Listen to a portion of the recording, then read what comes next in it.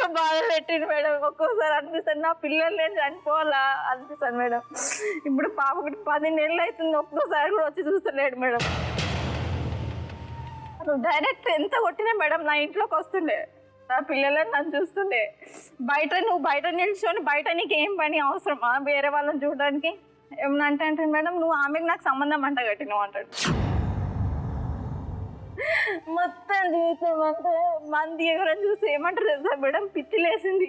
అతను కూడా అంటాడు పిచ్చి లేసింది దానికి, నిన్నలు పెడుతుంది అనుమానం, పిచ్చి నిన్నలు మెంటల్ అయింది అంటాడు మేడం. నాకేమంటే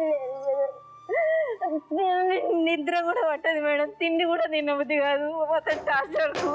కన్నీళ్ళకే కన్నీరొచ్చి కష్టాలకే కష్టం చేసి కన్నాయిలా నిన్నే చూడగా అన్నీ నువ్వై భారం మోయగా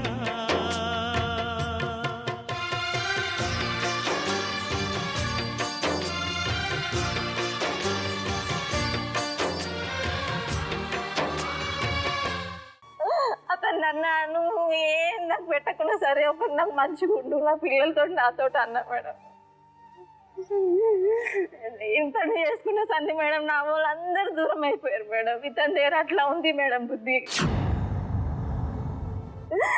సొమ్ము అంతా నేను జమ చేసుకున్నా మేడం, బంగారం అంతా గిరిపెట్టిన పిల్లలు స్కూల్లో వేసిన మేడం, వేరే స్కూల్లో. అతను అంటాడు ఎక్కడి నుంచి తెచ్చి కట్టింది ఆ డబ్బు 30,000 వేసిన మేడం, ఎక్కడి నుంచి తెచ్చింది అంటాడు మేడం. ఇప్పుడు కూడా మేడం ముగ్గురు నాకు ఆపరేషన్ వద్దు, నువ్వు హాస్పిటల్ నుంచి ఆపరేషన్ చేసుకుని రా, నేను సైన్ పెట్టా. నేను సైన్ అంటే పెట్టలేదు, మా అన్న కూతురు పెట్టింది మేడం. మేడం డెలివరీ అయింది నాడుంటే మేడం ఆపరేషన్ అయింది, మంచి మీద పడుకుని మేడం వాడు 11 గంటలకు వచ్చింది మేడం. ఎక్కడెక్కడ తిరుగుతాడు మేడం.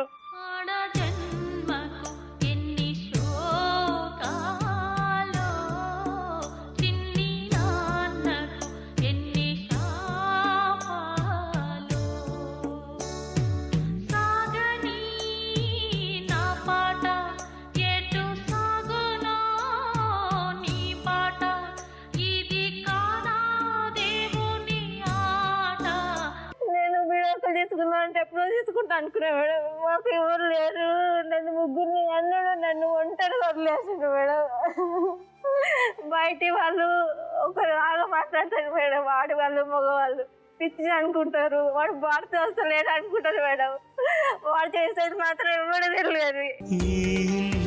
స్వర్గమనుకుంది మరి తన ఆశే నరకమైంది, భూమాత ఓర్పు తనకుంది ఇంక ఏ దిక్కు లేకపోయింది.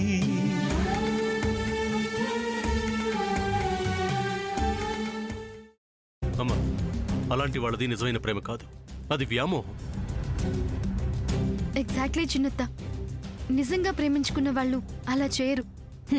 ఎంత మనసు విరిగిపోతే కన్న కూతుర్ని పట్టుకొని మా దృష్టిలో చచ్చిపోయా ఉంటుందా తల్లి? అది సరే అమ్మా, తన కూతురుతో తన మాట అనేటప్పుడు ఆమె మాటల్లో వ్యథ, కళ్ళల్లో బాధ గమనించావమ్మా? పెద్దబాబుకు బర్త్డే విషెస్ చెప్పు కూడా వెళ్ళాం కదా. ఊరికే ఎలా కాలిపోతుంది, మంట పెడితేనో పడితేనో తగలబడుతుంది.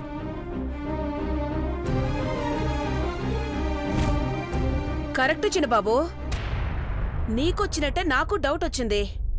పార్వతే షర్టును తగలబెట్టిందనుకుంటా.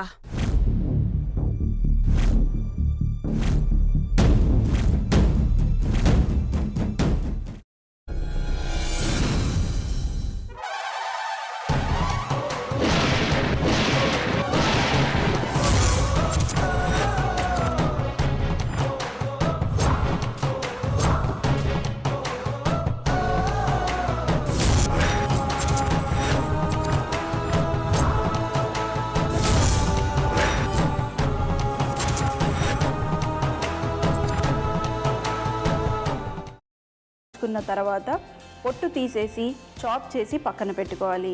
ఒక ప్యాన్లో కొద్దిగా నూనె వేడి చేసి అందులో ఆవాలు, మినప్పప్పు, శనగపప్పు, కరివేపాకు, సన్నగా తరిగి పెట్టుకున్న ఉల్లిపాయలు వేసుకుని 1 నిమిషం పాటు వేయించుకోవాలి. ఆ తర్వాత కాల్చి కట్ చేసి పెట్టుకున్న వంకాయని కూడా అందులో వేసుకుని బాగా మిక్స్ చేసి బౌల్లోకి ట్రాన్స్ఫర్ చేసుకుని అందులో తగినంత చిక్కటి పెరుగు లేదా పల్చటి పెరుగు వేసుకుని మిక్స్ చేసి అన్నంతో కానివ్వండి, చపాతీతో కానివ్వండి సర్వ్ చేసినా చాలా బాగుంటుంది.